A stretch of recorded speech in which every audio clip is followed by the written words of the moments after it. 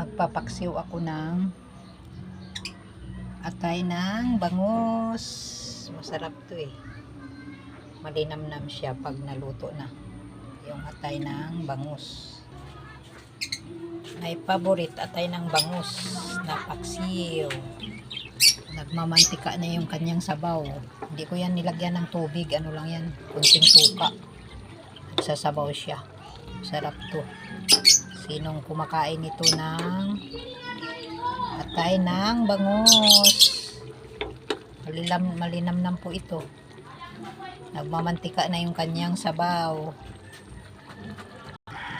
Luto na po yung aking pinaksiw na ng bangus. Ayan na po, masarap po ito. Naglalangis yung kanyang sabaw.